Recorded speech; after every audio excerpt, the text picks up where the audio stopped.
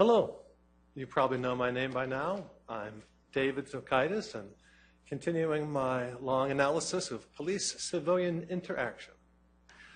There's some good cops out there, and then there are some that do their best to be, let's say, belligerent and domineering.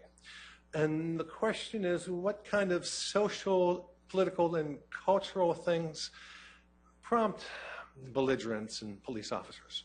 Well, for tonight's component part of this problem, we're going to talk about New York City for a little while, and then maybe even South Africa.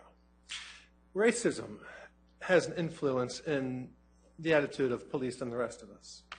If you go to New York City, you might have heard about their stop and frisk policy that they had in place for decades.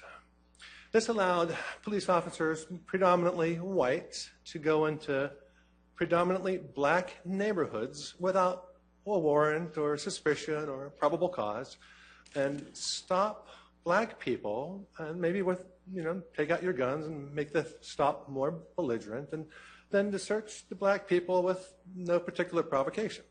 Stop and frisk.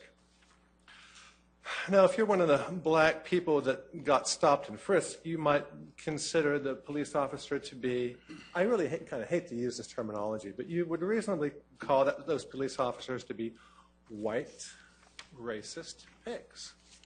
I mean, it fits. They're stopping you and being jerks to you without provocation. But if you were one of these black people who got stopped, you might try to figure out how big the problem really is. And if you did that, then you would discover that the scope of the problem is really quite large, because multiple layers of government and multiple organizations have to condone this practice to allow it to continue. So, if you complain to the police department and they don't care, well, they're in on it, and the city council in New York City had to approve it, and the county government and the state government and even the national government.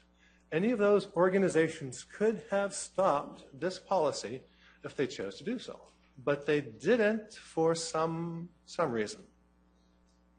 Okay, so now let's go off to South Africa and try to figure out what role racism had during apartheid.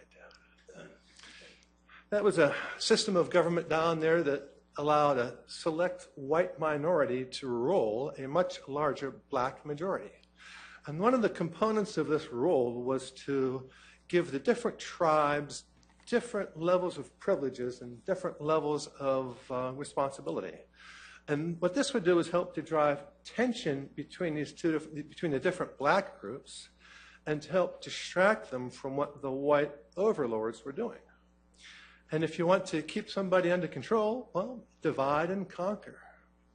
So in South Africa, during apartheid, racism was part of the system of government meant to keep black people poor and under control, keep them divided, keep them afraid. So now if we come back to the States, and if you look around, maybe at Fox News, for example, you hear about all manner of fears we're supposed to have. There's Hispanic murderers coming across the borders. ISIS is this horrible disaster trying to blow up every American.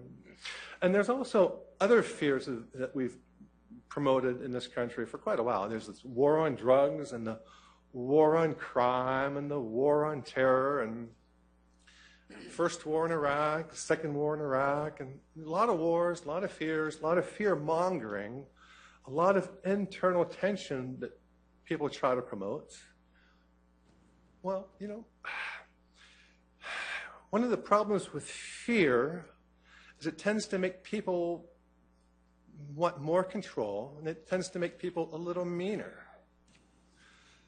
Racism, if it's officially propagated in places where it shouldn't be, can help to keep the peasants, that's us, under control, can help to keep somebody else in control, and it can help to promote fear among police so that when they do interact with civilians, they don't do it as nicely as they would in a more benign context.